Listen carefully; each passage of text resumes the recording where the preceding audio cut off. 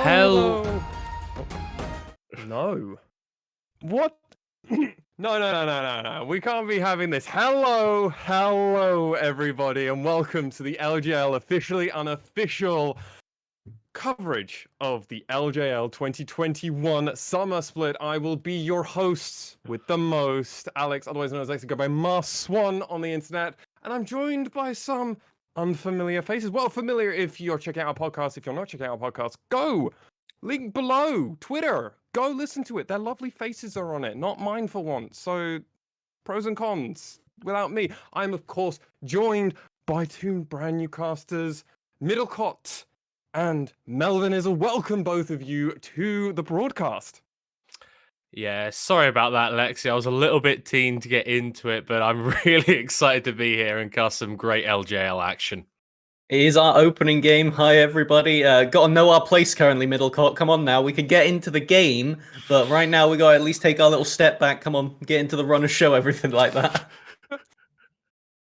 Respect Your Elders, I believe, is a Smash song that is coming to mind, and I also remember the outcome of that one, so I'm not going to go further with that analogy anymore. I don't want to get schooled, but gentlemen, for our first game, the first game that you're going to be casting on the LJL officially unofficial coverage of the LJL 2020 Summer Split. First game for us, Crest Gaming Act versus the Fukuoka Softbank Hawks Gaming, and this is a matchup of many lanes. Gentlemen, which one would you like to focus on first? Oh, I think for me, it has to be all about that mid lane. Nahun matching up against Dasher. These are two of our sort of higher tier mids in the region. I'm really excited to see them face off in this first game. Completely agree. That is the place to watch, as I think that mid lane will determine a lot of this game. We were discussing a bit on the podcast the potential jungle form between Kassin and Tussle coming into this one. That will be very important to see. I think Kassin has got a great champion pool for this current meta, but we'll have to see what they're willing to pull out is always the biggest question. Oh, it really is. And I mean, if we look over, not anymore. The official stream was actually showing some of those stats. Dash is still performing up to, well, the highest expectations that we have for them, as there are very high ones. They've been in the region longer than almost anybody else. But sadly, recent performances haven't quite been there. And Nation, recent addition to Crest Game Out, replacing those huge shoes of Arya, started to look pretty good towards the end of the split. Yeah, it definitely was. Definitely starting to come online. And I think a lot of people had him pegged as the sort of second best mechanical mid lane in the entire league, just below Arya. But then the issue for Crest Gaming Act and the reason why they potentially struggled in spring was this bot lane. Milan and Alchemy didn't really step up when they needed to. And you have to keep turning it back to mid lane, as we are getting into pick and ban now. One of the main champions that we're going to... No, Melvin, let me do this. Sorry, go for it. Gentlemen, we're in pick and ban phase. Take it away. All right, now we tag in.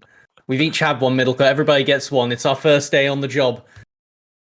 What do you think of some of these champions coming out already? Well, I think we're seeing stuff which is fairly strong in the meta right now. I'm not really too surprised by an Ezreal being bound away or a Lulu, two of the priority picks right now. I think that the Ezreal is one we were looking at. The Senna is another that is going to be interesting this time. We'll have to see if Zenith's Senna is taken away. This is one of their main champions. It was their most successful last split. And she is in a pretty good spot, but will be Karma banned by CGA. Yeah, very strong flex pick, can go top, mid, or support, and just offers you a lot of flexibility. Can be used for engage compositions with the Mantra E, or for disengage with the Mantra E. Just a generally very strong ability. And now with Renekton removed, this is an LJL staple champion. Still have the Gnar open. That is a snap ban on the Lilia, actually, taking that away from Tussle. Interesting one to see if there's potentially some specific tech with that. I have seen that it has had a little bit of play up in that top lane, so we'll have to see if that ends up being a recurring thing or just maybe a one-off that it was banned a little too quickly for it to not have any reason behind it. Yeah, sometimes there are a few champions that just need to be taken away. Lilia not traditionally one of them. One of them that does need to be taken off the board very quickly is the Viego. And Melvin Izzle, Gwen is open. Could we see it first picked here? I would be Interested to see what they take if they do not pick the Gwen first. You will be giving over that potential Senna and Gwen 2 power picks, and it is the Nocturne locked in return. This is a Triflex for the top side of the map. Is a very fair champion to lock in, as it makes it very difficult to play these immobile ADCs like the Cogmore, these kind of things. But, again, I have to keep thinking about this Senna. I'm going to be surprised if we don't see it come out, but we will end up getting just the raw set lock-in and Rumble paired with it by the Hawks. Yeah, I do like the setting. He's been rising in priority a lot as a champion in that top lane. Doesn't really have any losing matchups. So by blinding that, you're sort of saying, well, you're going to have to pick something now, and then maybe we can focus out another role in the second phase of bans. Does make me think that perhaps they're expecting that Nocturne to head to the top side, but generally we did see over in the LEC, I believe it was last week, Wonder get absolutely demolished in the Nocturne set matchup despite it meant to be winning in the set's favor, as we will have Diana Lucian locked in straight up for presumably Kassin and Nathan. I love the kind of games where you get to see everybody lock in their own champions. It really adds to the depth of drafting. Yeah, Dasher going to pick up the Victor there as well to answer into the Lucian. And I do like the Diana pick. Just want to touch on it briefly. When these AP junglers got buffed, like the Rumble, like the Morgana a few patches back, the Diana was improved as well. But now that the Rumble and the Morgana have started to fall away, we could start to see this Diana rise a little bit in priority. So, taking a look at what we have got in the second rotation of bans, let's find out what they decide to place their priority on, because it will look to be the Leona taken away. Again, it baffles me that Senna is not getting through right now. Like, somebody has to pay attention to it. Either that or Senna has just had a massive falling out of love with it since the playstyle has changed. I mean, to be fair, how couldn't you when she has gone from a support that builds lethality, an ADC that builds crit, and now currently an ADC that builds tank items? Like, it's not an easy champion to keep on top of.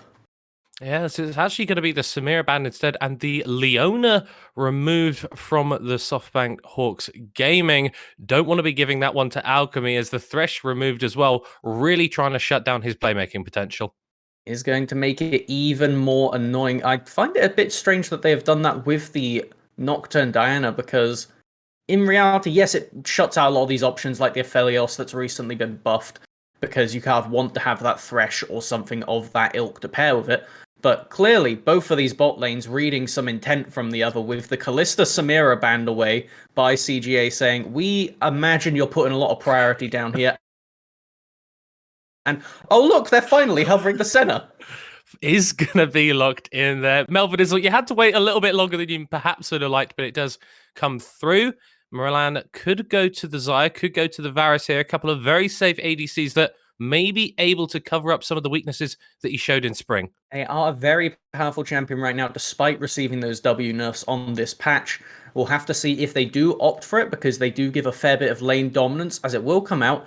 And we've actually had it where, unless the set gets flexed to support, everybody has just straight up locked in their own champions. This is just confidence plays across the board. Each team's first game of the coming split, as it is the Seraphine being hovered. I quite like that as an answer. With Karma off the table, it's one good way to counter the Rumble ultimate.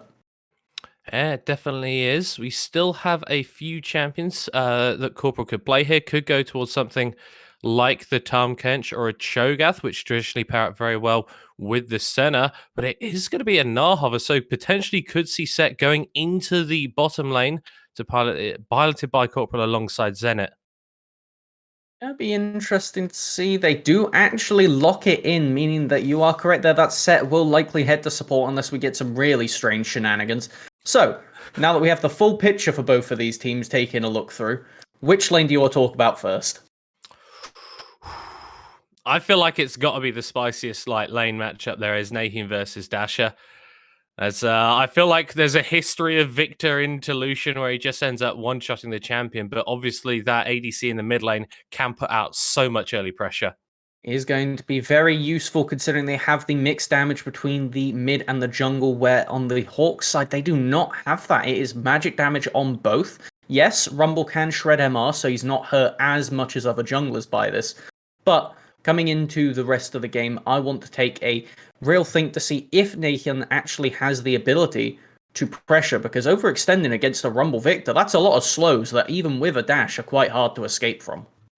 And the thing is, you have to feel like Nathan needs to go forward. He needs to pressure because he has been the one strong point for Crest Gaming Act in the spring. Milan and Nap, not really the best laners, and it often fell to this mid-jungle duo to get them into that mid-game where the team fighting could start to come online.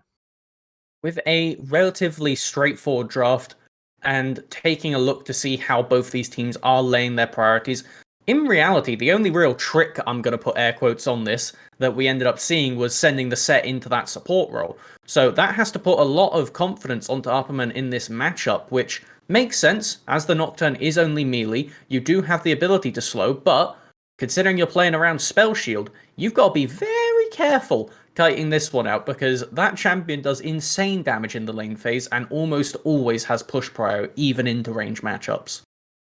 Yeah, and once that level 6 starts to come through, once the paranoia is dropped down, the Mininar isn't really going to be able to deal with him quite as well as he would like. So Nap and Apperman, that's going to be a very interesting matchup, a lot of nuance to it, and we'll have to see how it plays out.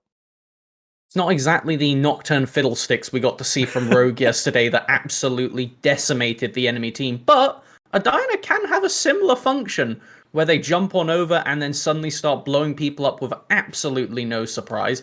They do have solid follow-up behind it, so taking a look, CGA, they have a pretty good game plan, and I like their spot coming into this game. The only thing is, you've given Zenit their champion. I can't stop saying, why did you give them Senna? You had so many opportunities to take it away. This is just disrespect at its finest. Yeah, they chose to ban out the Samira and the Callista in that second rotation, which, yeah, they're a little bit stronger in the lane, but like you said, you're giving over a hyperscaling AD carry to possibly the best center player that we've got in the league. Definitely the one that prefers it the most. They default to this champion whenever they get the chance, and it just baffles me a little bit. I keep going over it, but in all the notes, all the champ selects I've looked at, yes, we are still relatively new to the region, doing our best, but it's like there's a very few set of rules that you can catch just from a glance, and this is one of them. So, taking a look at how the rest of the game is played out, you can see a very clear push and pull from both sides, because by sending that set down into the bottom lane, you have great gank set up for that Rumble, and into the double immobiles of Varus plus the Seraphine. It is going to be pretty scary as we kick off into the game to find out if they can play around it, because otherwise, there is plenty of gank assist. Yeah, we could see Milan and Alchemy get really punished here as we are onto the Rift for the first game of our coverage of the LJL here on the LJL unofficial channel. Crest Gaming Act versus the Fukuoka Softbank Hawks Gaming. Let's get underway. So, take a look at rune choices. Nothing out of the ordinary. I would say the only ones that really draw your eye are the Airy on the Victor, showing that they want to get very skirmishy with it, constant trading, using that on the enhanced auto attacks. Zenit, standard tank Senna stuff. This is as expected for the current build. And Tussle, they have gone for this Conqueror Rumble, the latest adaptation. Yeah, it does give you a little bit more damage in the sustained fights, and obviously once the healing starts to come through as well, can be a bit more scary in those 1v1s. But I feel like Diana as a champion with the Conqueror herself is just always going to be a little bit more favored in that matchup. Depends on who finds who. I feel like in the current scenario of League, most matchups are really just determined by who gets the first hit, because everybody has so much damage or so many abilities to escape. We will see double bot side starts, implying that this top lane is where they want to get snowballing. Very standard strategy, get your top lane ahead, get TP advantage, and then play for bot. Everything about it seems very cut and dry, and as we kick off into this game, I assume that is how both teams will want to take it. Yeah, Blitzcrank bot going a little bit more in favor of the Softbank Hawks. Think that their composition is going to be able to pull out and take the victory. But we have seen Crest Gaming Act come from behind on numerous occasions. That's actually where they find most of their wins. In spring, 5 out of 7 of their victories did actually come from losing positions at 15 minutes. So even if this team does fall a little bit behind, you can't count them out. And something that I will bring attention to for this matchup is last year, coming into the playoffs, last split even, we had the Hawks make it in ever so barely, tied record with Burning Core. And one of those games that they managed to win was in this matchup. It was 1-1, and it all came to fights around the Baron buff. In one of the games, the Hawks had a great time despite flipping it, and it looked a bit scuffed, but they still won that game. Whereas CGA in the other one, they just absolutely decimated them via Alchemy getting a massive rel engage. Now they're on the Seraphine, can have similar impact, but with the added benefit of safety, where they do not need to commit to being all the way in the fight, considering you have those carriers in the form of the Nocturne and the Diana to get that encore going the whole way. Yeah, but I feel like Alchemy is a player that loves to be in the middle of the fights. This is actually only the second time he has picked up the Seraphine, so it's going to be really interesting to see whether he's actually able to play out the angles correctly. As Corporal is going in for a very nice flash facebreaker there. That's going to be the cleanse pot. Milan is taken low already. One more hit would take him down. That And was Corporal beautiful. grabs the first blood. Absolutely beautiful. And you know what? I hate to say I told you so, but you gave him Senna, and guess what happened? You give first blood away. This is not what you like to see. Let's take a look at the replay right now. As you said, the flash facebreaker does get the stun. All of this damage just layered, and the cleanse comes through to remove the exhaust, allowing them to catch up throughout this excellent route that does reactivate to get the kill off of the ignite. So very nicely done from the Hawks. And you know what, we're talking about how they don't really have the best early game prowess on CGA. But when you are against such a infinitely scaling pick as the Senna, it's not somebody you want to give that early lead to, as we see a convergence around the mid lane. Yeah, it's going to be a 4v1 at 4 minutes. Nahun sniffing this one out. The push just coming out from Tussle. Going to reset this lane for Dasher. Allow him to back and spend some of that gold. I like this, playing around your Victor, who is going to get locked in this lane if you do not act for them. And it is a champion that needs a bit of the early kickstart. They have their passive changed a while ago. I believe it was the start of the season, where instead of buying the item now to upgrade abilities, it is just based on every time they get 100 points, which are getting got from either CSing or you get 25 for a kill. So allowing them to get through the early portions of this game is very important, because once they start to stack those up, absolutely disgusting. As we see the Sheen on Zenith, so it is going to be that Divine Sunderer build, like we already mentioned for the Senna, combined with the Grasp as well. That is going to be providing so much healing and tanky stacks for Zenith as we get into the mid game. So even if you do get on top of this Senna, it might be a lot harder to kill than you think. For all intents and purposes, just think of it like the Frostfire build that you were seeing as Nahian is very low in this matchup. As Dasher is threatening a flash Q, that is scary stuff. They didn't want to get locked in the lane, because now if they TP back, it's always dangerous if you don't know where Tussle is. Pings coming out on the minimap, though, indicate they have a good idea, and they are on the money, but no confirmation as of yet. As just we see the TP coming back into the mid lane from Nahun, has gone for a little bit of an interesting build here with the tier. Possibly going to be building towards the Mana Moon here on Lucian. Not opting for the early Sheen, as we have seen from Zenith. The couple is breaking up based on their lunchtime choices on the first recall right now. And taking a look at how this game is going, it's relatively tame. It was about what we were expecting, as pretty good trade from Dasher here, going to use the ultimate to just get a chunk out. Yeah, that's the second time in as many minutes that Nahun has been chunked to below 30% HP. Tussle not quite at the level 6 mark, but will be hitting that fairly soon and could start to impact this mid lane. And one of the trade-offs we have in this game is going for that area on the Victor means your trading is much, much better, but it does weigh you down when it comes to trying to escape, because you do not have that phase rush for the safety. So they need to be the aggressor in this lane, because if you're the one on the back foot and they catch you flat-footed, you will be in danger, as now the Hawks have started up the Dragon with their priority. Yeah, that constant push in bot lane is paying dividends. Crest Gaming Act had the lowest first dragon percentage of any team in spring, and it looks like they're not going to be picking up the first one this game either. We do have a short pause.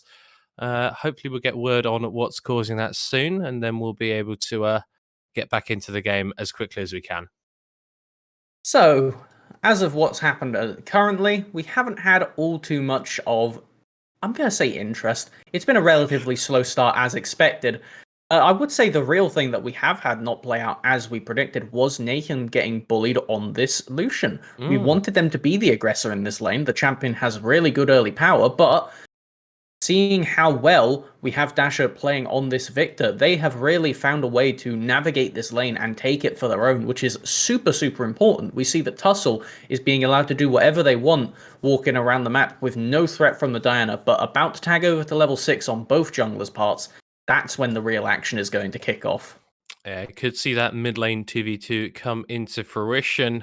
We didn't really touch on it in game, but we had seen a small CS lead built for Nap in the top lane on his Nocturne up against the Gnar of Apperman. So potential evolution there of a player that has been around in the league for so long. We did say that the Gnar was potentially going to be winning this matchup, but Nap seems pretty comfortable in it.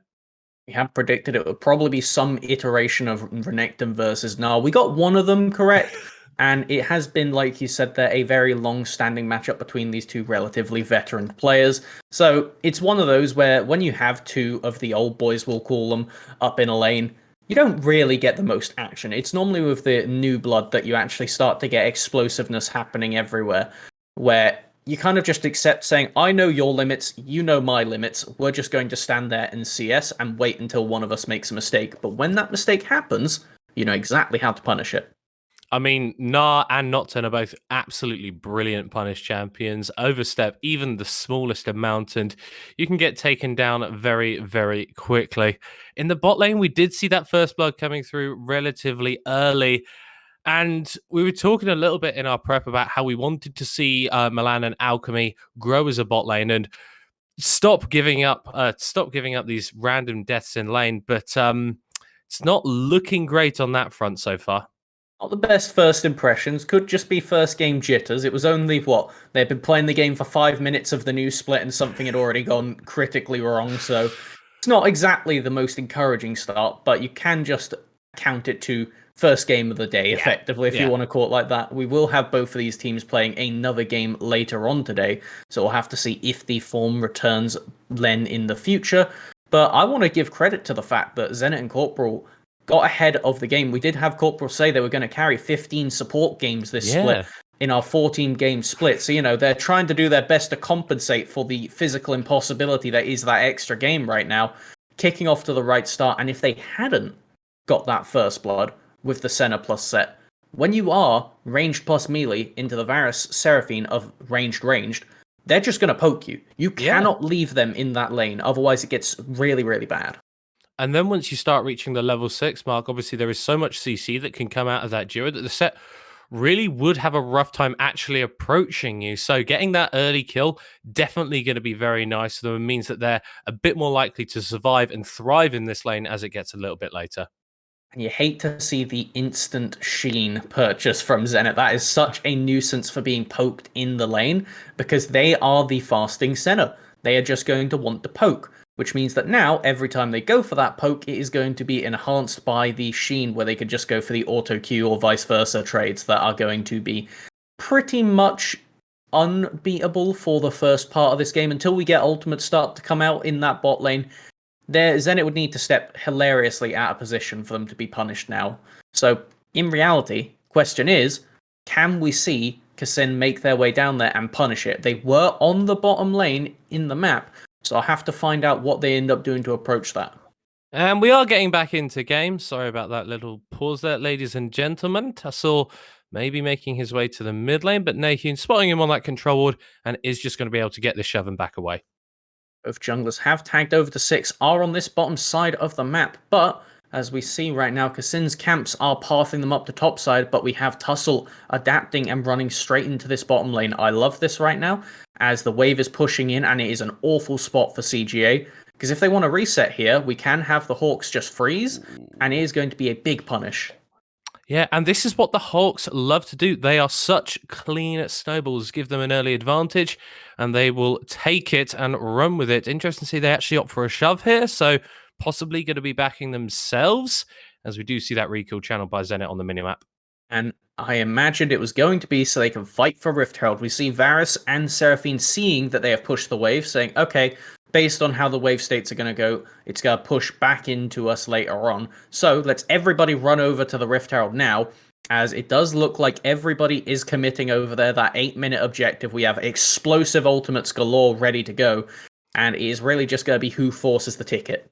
Yeah, crucially though, Alchemy does not have that explosive ultimate. The Encore not quite available on the level 5 Seraphine, so if the Hawks want to go for a fight here, they could find themselves at an advantage. Milan, level 5 as well, so there is a lot of CC lacking for CGA. That's going to be the red carpet laid down. Kassin was able to pick up that Rift Herald.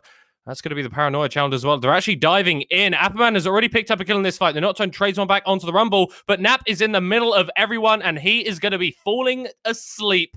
Alchemy going to be slowed down with a house. Going to get flashed on. Going to get bopped. Dasher picks up that one. 3-for-1 in the top lane. Loses the Herald, but goes massively better for them in the kills. Zenit actually tagged over to level 6 mid-fight right there. Very significant, as now they can push in this mid lane, bully Nathan out, and rotate down to bot with 2 people, most importantly. So Varus will not be allowed to shove that wave, and Milan will be robbed twicefold. As we see in the replay right now, they're just taking the Herald off of the priority from basing and getting there first, and it looks like it's all fine for them. They could just run away in the shadows of the Nocturne ult, but yeah, sometimes you get the instinct, you see too much of a stacking team and you think, I can blow them up. Doesn't get the ultimate damage. Zenit tags over to 6 from that kill, is going to be able to chase down. Nice flash from Upperman to secure that kill, as it does mean, like we said, as we look down into the bottom side, Zenit got a free reset off actually and was not punished for it in this minion wave. And it was just over aggression like we've seen in the past from CGA. Going to give over a 2k gold lead to Softbank Hawks and that Herald in pocket as well. So they could drop that in any lane that they want and get this game snowballing even harder. Oh, can make the Chains of Corruption, actually. They're just looking to poke out, but the set eats it all up with that Grit Shield. They do have Diana on the way, so potential for a dive. They were looking to base, but decided to cancel that option when it was just going to get frozen in front of tower. I like the attempt to punish, but it is a set at the end of the day, and Corporal is more than competent. Yeah, we do actually see a little bit of a collapse here in the bot lane. That's another flash facebreaker. That's going to be the showstopper pulling Milan backwards. That's a very nice ultimate coming out as Dasher is going to pick up the first kill of the fight. Alchemy is just going to be able to walk this one out though. Rewarded for the roam to bot lane, Dasher does pick up their first augment. They are augmenting the Q off of that one, which means that with this area, they're going to be even more difficult to deal with for Nathan, getting bonus move speed, getting shielding as well on top of it. So, as we see here, they approach into the mid lane, and the Victor is the dominant force, despite being a level down. Oh, the culling is going to get popped out, but cancelled by the Chaos Storm. Dasher flashing over the wall. Nahum trying to get to the Blast Clone is able to get there, and now the Victor has overstepped. Nars coming down to help him out, but Appman just going to be hopping away. Dasher kites back. Tussle picks up the kill. Rewarded for the Q augment, gives them the ability to escape right there, and they not only trade flashes for mid, but kill the top laner with their ultimate Nap. No longer gonna have that Paranoia on the table. Very, very significant, removes most of the pressure they could have onto this Gnar. That's the second time that we've seen CGA using ults and not really getting anything. Milan with the Chains of Corruption on the bot side, Nap with the Paranoia just then. Doesn't seem like Crest Gaming had to all on the same page. As it looks like this may be their first truly coordinated play they've got going, as Kassin is waiting on the side. This is their best window. It is a Mega Gnar. They're going for it. Oh, he does pop the Gnar, but the Fear still lands. No flash available on Apperman. The ultimate comes out from Kassin, and that's going to be, like you said, the first proactive play that CGA have made. Will this be their turning point? We're discussing how at 15 they are always behind in a majority of their wins. So we'll have to see if this will be one such case, or offer this Rift Herald if they can recover somewhat, get that first Blood Tower, and trade it for the Dragon that Hawks will pick up on the other side of the map. Yeah, and a lot of this gold is going to be going over to Kassin, who has been one of the standout performers for this team. Like you mentioned, second Drake going over to the Hawks. Ocean Rift now, so if these fights get extended and you pick that one up, you are going to be healing for days. But I think CGA are going to be fairly happy with that trade. Probably the best one they've had of the game, which is, I'm going to say not saying much as of current, because they haven't exactly had the best track record as of the moment, but it's what we're expecting. If anything, the only thing that is really going out of plan for this game is that mid lane matchup that we keep looking back to, because we kept standing Nathan here. We expected them to be the MVP of the team. We wanted them to be able to take this matchup and be oppressive, as they're doing their best, but Dasher, they have come in with a hell of a form. Yeah, that was a very sad culling. Pain. Not quite able to connect onto any of the bullets. But when that Mura mana finally comes in, we've got about 210 stacks on the Mana Moon right now. When that comes out, that ultimate damage is going to be going through the roof. So a little bit more time, and then maybe Nyehun's going to have a bit more pressure. Likely going to be there for planning for that third dragon team fight is what these items are saying to me. You've already got the stopwatch plus the proto belt on your Diana. Yeah, Nocturne's going to build about standard, but all you want is Varus to get a little bit more money because they have been the most starved this game, taking a look down there as a comparison of the bot lane. And it really is all about item completions. It doesn't really matter how much gold you've got in inventory. It's about whether you've got the mythics. And like we said, Crest Gaming Acto doing pretty good on the mythic front, actually even with the Hawks right now, as Dash has been forced to build so many in small items that don't really go into big components that he's a little bit further behind in his build than you perhaps like. I want to quickly draw attention to the graphic while we have it here of the gold advantage via tower plates, and then you take a look at the actual gold at the top, and despite having a straight up 1,000 gold off of that top lane tower, they are still 1,000 gold behind on the CGA front. And as you take a look down here, it is pretty much essentially just this bot gap, because the support center has equal gold to Milan, who is just the ADC Varus. Set has a massive eclipse of gold over both people in this lane, and they are going to be an essential force around this fight. With the Stridebreaker ready to go, Corporal is hunting for somebody to dunk. But it's all about whether you can use it. Two teams fighting over Rift Herald, Second Herald, not necessarily what you want to be doing if it's flipped. And it looks like Crest Gaming Act will not be going for this one. So the Hawks able to pick up that Second Herald, maybe looking for something here, but they're not quite able to connect the CC onto Milan, who is just going to be backing away, firing out those piercing arrows. Upperman about to tag over to Meganard. Not really the person you want to dive into right there, as it could completely kerfuffle your plans. And we're seeing, just by effect of how that fight played out, of the fact we didn't get one, this is what Set offers to your team. And having it in the support role and having it so far ahead is, hey, Diana and Nocturne jump in, step one. Step two, you want the CGA rest of team to be able to follow up. But if Corporal could just reposition with Stridebreaker and yeet one of those two out straight in with the ultimate and dive them onto the backline, suddenly the rest of the team focuses whoever's left, and the fight plays brilliantly for the Hawks. I love the position they're in right now, and I know that CGA can recover from this, but I don't like their chances as of current because they have got a very hard task ahead of them. Yeah, especially when Zenit is now on that Divine Sunderer. Very powerful item, synergizes so well with Senna's kit as well. So this ADC is going to be outputting a boatload of damage when we get to those big team fights. Let's take a just humble look at itemization, as you were saying there. I will point out the fact that both junglers have their stopwatches ready to go. So if they seem like they're being the sacrificial lamb of the play, that is likely the reason where you want them to be bait. Especially Tussle in this scenario, who has been doing a great job staying even in farm with Kassin. Both of these jungle champions aren't at their peak with the Rumble and the Diana, who got pushed into the meta after the last split, but have been kind of nerfed, not to the ground by any means, but definitely nerfed out of their pick or lose scenario from once they were. Drake is coming up in 15 seconds, so Hawks will be looking to pick that one up. They do have the pressure, so we'll be able to move into the river first, but doesn't look like Crest Gaming Act want to give it up just yet. And while Hawks will likely be able to get priority over this dragon with just the force they have and the fact they can chuck down this Rift Herald in a moment for the free pyro, there it is, you have to be careful because Diana and Nocturne could get in there regardless of positioning, and the Lucian ult plus the Varus and Seraphine do all their work over the wall anyway. So in reality, looking into this play, we do see the aggressive equalizer though. Oh, that is being used very early as the Paranoia is also being dropped by Nat, but not able to get in as they actually getting engaged on here. Corporal trying to grab something, but the Fear Tether's just going to force him away. Trade of ultimates, but nothing really gained by either team. And we have to see if they just opt to start this dragon, they will.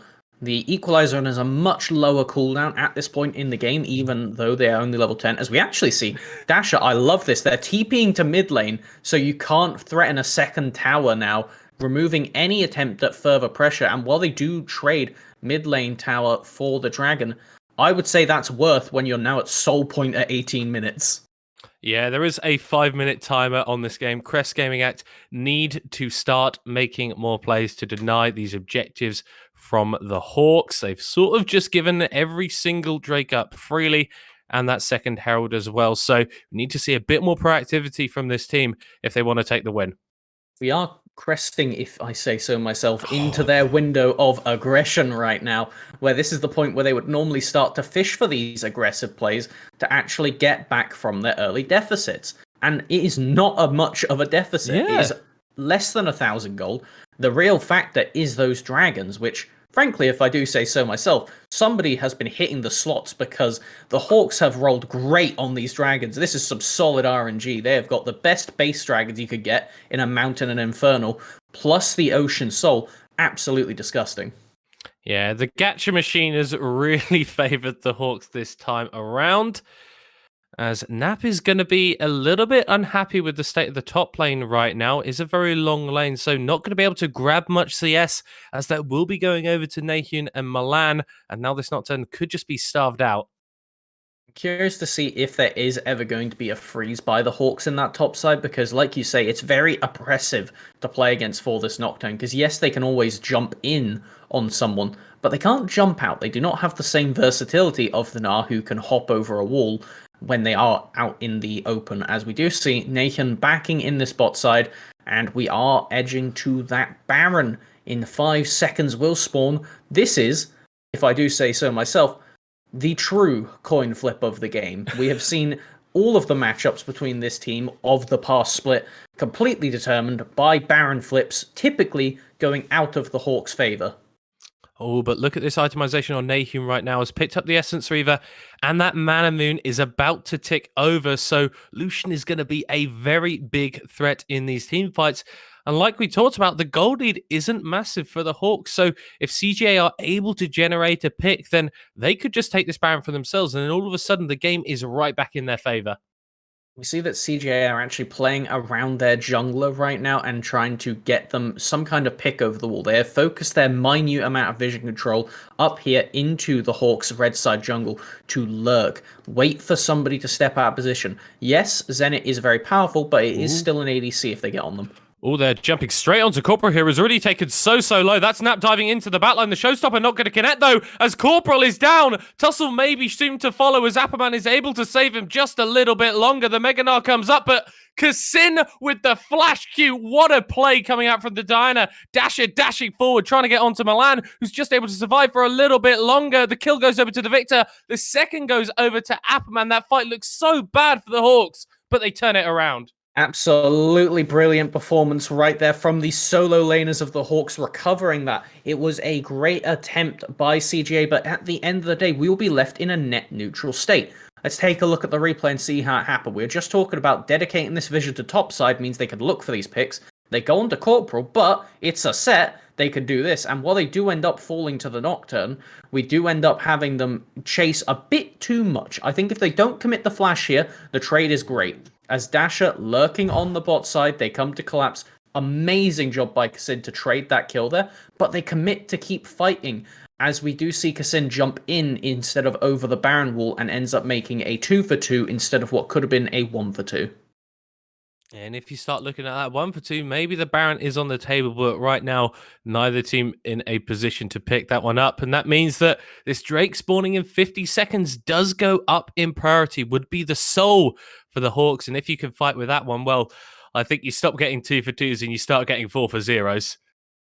I think we need to see Corporal potentially in the future look to try and dunk the Diana instead, because we did see in that attempted escape right there, they ulted onto Nap, who spell shielded it to keep themselves safe. So pretty oppressive when you look at it like that, as it can just leave you in enemy territory. So we got some outplay potential from CGA. We've seen that they are ready to start forcing plays, but with 18 seconds to go, they do not have prior on this objective, but all the ultimate cooldowns are back on both sides. You perhaps need to go for a little bit of a burger flip. There is no flash on Dasher, no flash on Zenit, so if Kasint and Nap are able to get onto them, then could be curtains for the Hawks. Mid lane priority just being fought for right now, and it looks like Crest Gaming Act have been able to get into a position around this Drake. Corporal's been caught out, taken to around perhaps 50% HP. The shield goes up, and the ultimate comes from Nap. He's diving onto the set, able to take him down with ease.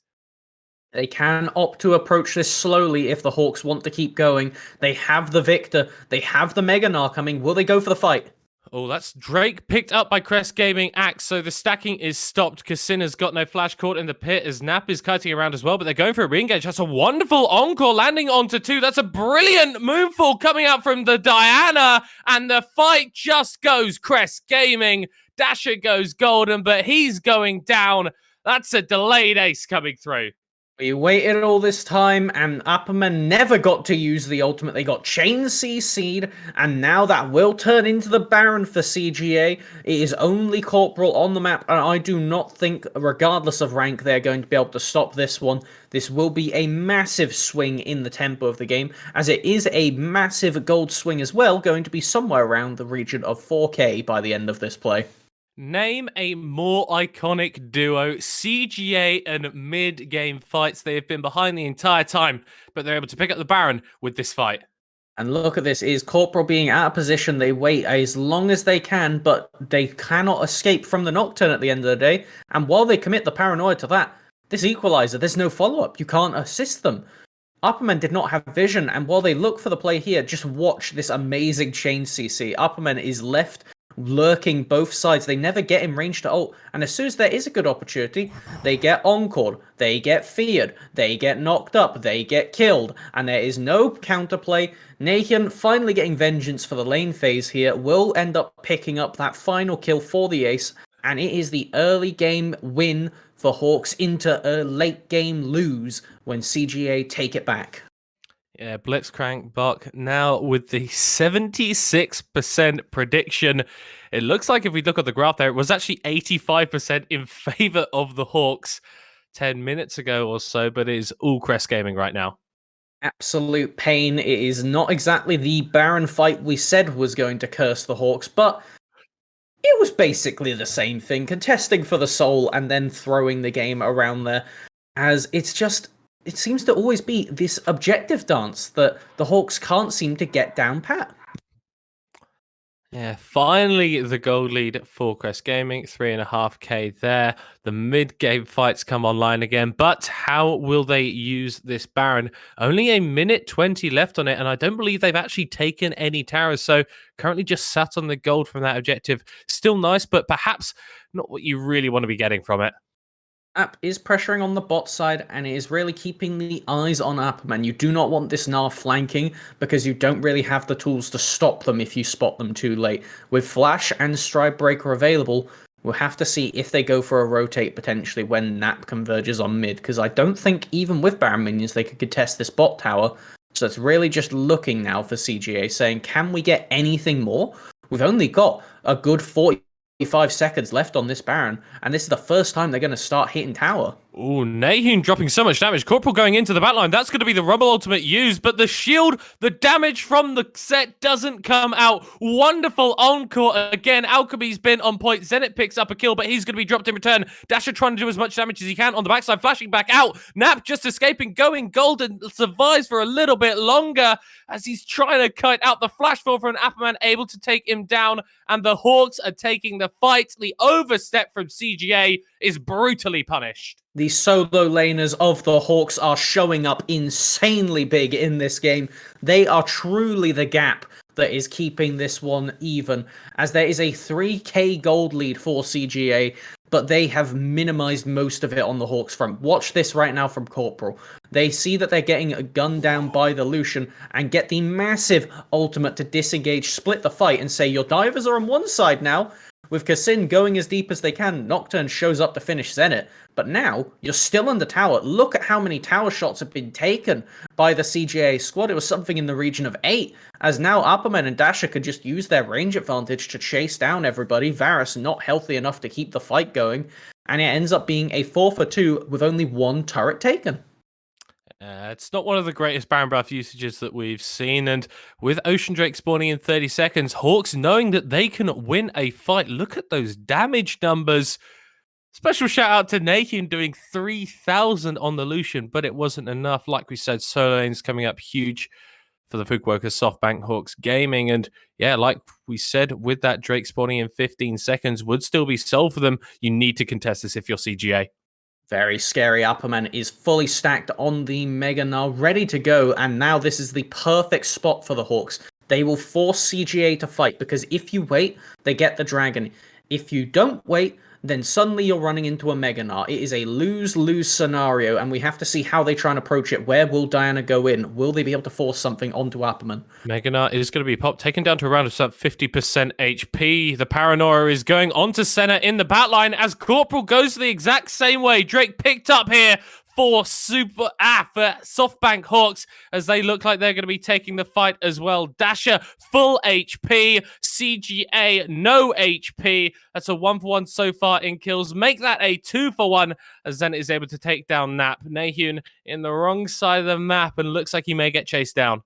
Is going to be a deadly spot if we want to see CGA do anything, as Dasher is using their namesake and chasing away the bottom side. Baron is not up, but they know Lucian is in enemy territory. They're going to try and find them potentially. 3 people committed, but the teleport used by Nathan, as they will get out alive. TPing away. Didn't look great for CGA as we go back into that replay. So, as we take a look at how it played out, this was just the doomed state. There's no good answer right now for CGA, as the hilariously good equalizer goes down onto 4, and we see the fight once again get split. Everybody is on the bottom side right now. Diana never gets into smite range because of Upperman's brilliant Gnar ultimate and stun follow-up with Corporal. So, we see now it's just a matter of time. There's nothing you could do against this tank Senna with Ocean Soul. Victor in pocket. They just chase him down, finish up the fight nice and clean, and now it is just going to be the case of dotting the I's and crossing the T's, and, most importantly, not using those 2 letters to int at Baron. Oh my god, Zenit, man, what are you doing? 3,297 damage on the Senna, really starting to hit that late game point, but you see CGA doing damage themselves. The Diana, the Lucian really outputting as much as they can, but now that you're facing off against an Ocean Soul, all the Hawks need to do is reset a little bit, heal back up, and then they can re-engage a fight so easily. And you need to do something relatively soon, because Nathan still does not have a mythic completed, so they only get more powerful when they do get that item spike. Upperman, they do not have the Mega Gnar prepped right now. This is just going to be the case of stay clumped for the Hawks, because the Wombo combo from CGA is just not enough to wipe the team. Unless it is absolutely perfect, especially with that culling down now, you cannot kill off of everything together, because the Ocean Soul is too massive. Very massive indeed. Baron is alive, and there isn't really anything else on the map. CGA looking to move towards it, and Hawks having to respond here, not opting to go towards the mid lane, but giving up this priority, not something that we'd expect for a team that's in the advantage like the Hawks are. Yeah, just clearing out the vision on the Baron, going to look like they want to threaten it potentially and give them a reason to fight. But Upperman, they are in the perfect Gnar spot right now. Flash not available, but Mega is. Keep the eyes on them. It's all on Kassin and it's all on Upperman to get the initial play happening right now, as the solo laners from Hawks have been essential to their success this game. Yeah, Nap was potentially looking at a flank there, but wasn't quite able to do it. Top lane tower falls. Very nice split pushing job there, minions, as again, it's just this trade-off of vision in the mid side of the map. It feels like what we're seeing is the team pushes out mid, they rotate towards the river, clear out the vision, then the other team pushes out vision in mid and rotates towards the vision. And this wave control, so nicely done by CGA, because if you look on both sides right now, there are blue minions pushing into the Hawks. That means that you need to answer them. You can't just stay as this 5-person club forever, and in reality, it's the only way you can attack an Ocean Soul squadded up team, because you have to get them to split up. And if they split up, that's when you can force. But when they're all together right now, Senna, too tanky. Set and Gnar can disengage. Dasher, absolutely insane this game. In reality, Tussle is the only person not looking super hot this game, but frankly, if they get a big equalizer, that turns on their head immediately. And the thing is, the longer and longer this dance goes on, the closer and closer we get to that Elder Soul. And either of these objectives is going to be massive for the Hawks if they can pick them up, and CJ may just end up in a position where they have to trade one for the other. But even in that scenario, I don't think they win out. I think if they can get the Elder instead of the Baron, then I like their odds. But if it's the other way around, then it really is troublesome. And the reason I say that is because one of the best ways you can beat an Ocean Soul is to immediately kill one person. And they have the tools to do it. They have enough damage. The biggest issue for me is saying I don't think they have enough damage to one-shot somebody, or to one-shot multiple people, better said. With an Elder Dragon, that changes. Suddenly your Diana plus the Culling combo is enough to take down one of these frontliners in Corporal and Upperman, as finally the Hawks will pull the trigger as they are looking at this Baron, at least getting pressure, but no, they back off and it is starting to get scary. We've seen this happen before, time and time again. Saul played the circus music because both teams just dancing around. Dasher flashing forward. Wonderful response from Milan as the victim may have overstepped now. Appleman trying to go into the backside. No, it was Corporal, but he's immediately shut down. This is the fight that CJ wanted. Beautiful Nightfall, but Dasher able to trade back onto the Varus in the backline. The exhaust is going to be dropping onto him as he's going to be falling as well. And Kassin falling on the backside of the fight. It's a 2 for 2, but CJ are looking aggressive, trying to move further forward, but they're not quite able to make it connect. That Nocturne has GA, and Paranoia will be up by the time the Elder Dragon is alive. So you cannot be happy with this if you are the Hawks. That was just Dasher trying to force the game-winning play if they kill them and get advantage. But right now they're chasing still.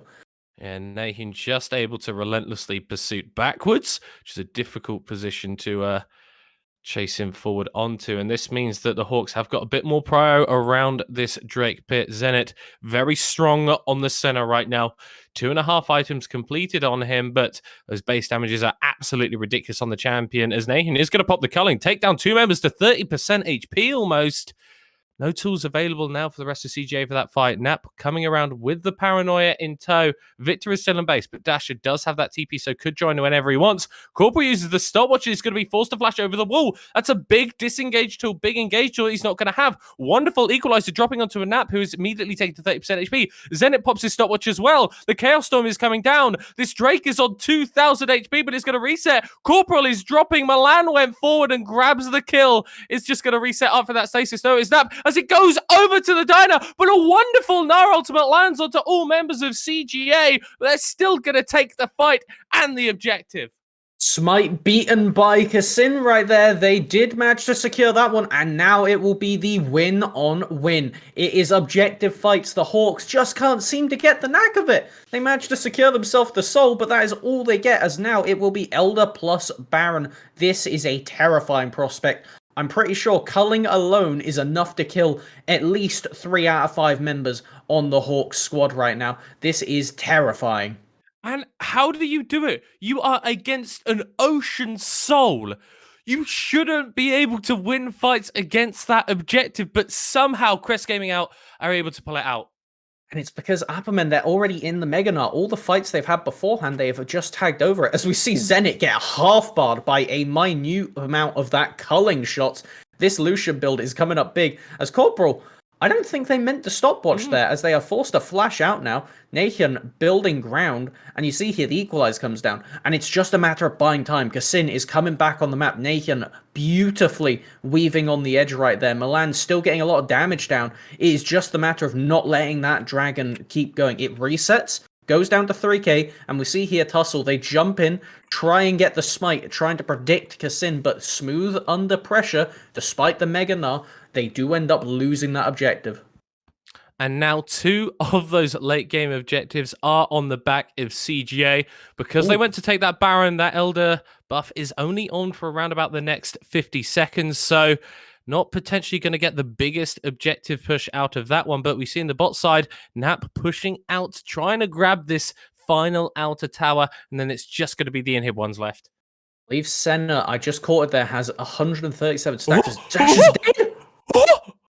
That's not allowed! That's illegal levels of damage, but Dash is still able to survive. But Nap says, fall asleep, buddy. Victor taken down now in the 4v5. CGA are going to be looking to push through and grab some inhibs. Well, that answers the question. Do you think the culling can do its namesake? And it most certainly can, as the Hawks have no attempted respite here. I do not see a way they can win this fight. It would have to go abysmally for CGA, and it's time to see both inhibs down. Will they go for the end? They have double super objectives. You have to imagine so. Oh, they don't have the Elder buff anymore, though. That Ocean Drake is going to be healing up the Hawks, but they can't do anything against these Baron minions. Corporal trying to go in, but he isn't able to find anything. The shield comes up, and down goes Zenit, down goes Corporal, and down goes the Hawks' hopes of winning this game. Appman going to fall as well, as Tussle's the last one to drop. The Nexus goes down, and CGA grab their first win. Absolutely essential objective-based play, so beautifully done later on, and we predicted this kind of game state to happen, but really, the fashion and just the nature of it was insane. I believe we're going to throw to a quick break, and then we'll come back with the post-game to break it down, but that was an absolutely nutty first game to kick off our stream.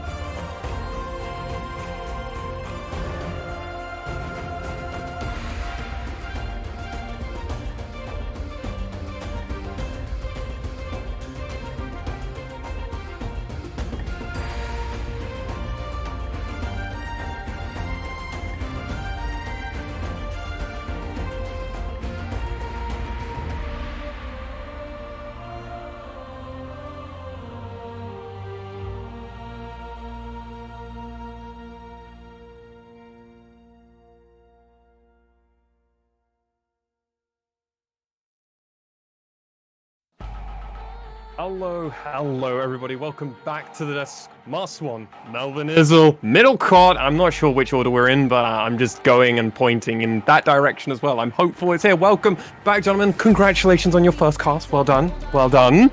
How does it feel, first off? That was a banger game. That was an absolute banger game. I was a little bit nervous that this wouldn't really deliver on the expectations I have for the LJL, but it definitely did. Pretty pleased with my match of the week choice right here, if I'm gonna be honest. Just saying. outperformed. It went exactly to the script. Perfect tempo control. Very nicely done, boys. Checks are in the mail. Yes, I believe most of us actually had predicted, if I look at the prediction sheet, yes, no, most of us had predicted Crest Gaming Act to win. So it seems fine. We're all big and smart. Crest Gaming Act won as expected. But Yeah. let's be real. Let's be honest and give the Hawks the opportunity they had, because the early game. Who would like to take the early game? Middlecourt, you just seem to be bouncing, nodding your head. Hawks' early game was brilliant, wasn't it? It was a sight to behold. Yeah. And it was exactly what we expected of them. It was clean snowballing. They were moving around the map very intelligently. That swap that came through in order to pressure around the top side was excellent. They picked up a load of dragons beautiful. as well off of that bot lane pressure, which we knew was going to be coming out from Zenit and Corporal. And they put themselves into such a nice position in the mid game. But then, alas, it all started to fall away. It did though take a while for it to fall away, and Crest Gaming Act had to wait for their mid-game power spike of lose early game, win mid-game, and mid-game took a while, didn't it, Melvin? It definitely came a bit later than we were predicting. That Diana didn't exactly get to do their amazing engages, and even the ones they did that were the initial clawbacks of proactivity we saw, it didn't exactly go well. It traded 2 for 2 in the fight, I'm imagining. I believe it was around the 20-minute mark or so. But it was after that point, after the Ocean Soul was secured, that things started to go good for CGA, which is a ridiculous statement when you preface it saying they were not the ones that got the Ocean Soul.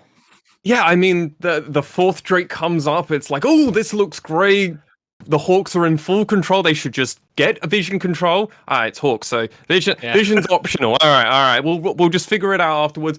Crest Gaming Act get the ace, they get the dragon, they get the huge shutdowns, they get that 3k gold lead, and then dragon number 2 comes up, as you've mentioned, Melvin, and they fight at 29 minutes. Tussle gets the dragon, they get the Ocean Soul, 2 kills, and gentlemen, you were both elated. You were like, it's coming back. CJ won't steal this one, Middlecott. Yeah, I really thought they were at a point where, you know what, the Hawks can keep going. They can keep pressuring forward because they were in such a good position. Ocean Soul is a game ender. But then we started to see the cracks in the Hawks macro play. We saw them dance around that Baron. They weren't quite able to secure vision. And then there were some very nice fights out from CGA, which meant they got both 8-game objectives and were just able to push it home. Let's move over. Oh, go for it, Melvin. Go for it. I was just going to say, when you have these tools of Upperman's Gnar and Corporal on set, the fact that Dasher was the one that had to engage with the flash into Frostfire, absolutely ridiculous. This should not have had to be what it comes down to, because they were dancing for so long. It got to 1 minute on the cooldown before both objectives were up, and then take it away. What happened next? I mean, I actually want to hand it back over to you, gentlemen, because Crest Gaming Act getting that Elder Drake, there was a huge equalizer from Tussle, but I mean, Nat was almost MVP with these Nocturne shields and the spell shielding just preventing every ult from Corporal. Like, I'm going to go over to you, Middlecourt, first. Like, this was just unreal, some of these late game team fights. Yeah, and it's where we knew that CGA could find advantages, because we've seen in the past pull out huge team fights when they're in deficits. Normally it's gold leads, normally it's not the best soul in the game, but even so, they were able to correctly micro. They were able to find the big ultimates, find the key engages, get that wombo combo down. The Seraphine and the Diana, we saw it numerous times, just combining the Encore and the Moonfall very nicely to get a huge amount of damage and a huge amount of CC and just start wiping the floor with people. And Melvin, is there a player you would want to highlight that really kept Crest Gaming Act in this game? Is there someone that has really kind of brought this game back from the pits of despair at points? That's tough, actually, now you say it, because Kasim was the main driver of the aggressive plays, so you have to pay attention there. But it's weird to say that Nathan kind of recovered from their early game negatives that we were talking about, where they were losing this game. It was very well played by Dasher. I don't think this was necessarily an underperformance from Nathan through and through, a minor amount. It was just Dasher going above and beyond the Call of Duty this game, doing amazing job in lane phase, amazing job in these fights, even attempting to be the game winner off of one of those plays. It backfired on them, but frankly, I would say that for losing team, it's Dasher, and for winning team, It's probably Kassin still. Probably still Kassin, because they did manage to get that Elder Dragon Smite that secured the They game did, after, yeah. so pretty crucial there. I mean, it's truly phenomenal when we've talked around the mid-jungle duos being so important for this match. And then, ladies and gentlemen, it's like we set things up at the beginning of this talk conversation to then come back at the end for it. But that's only, gentlemen, the first game for us here.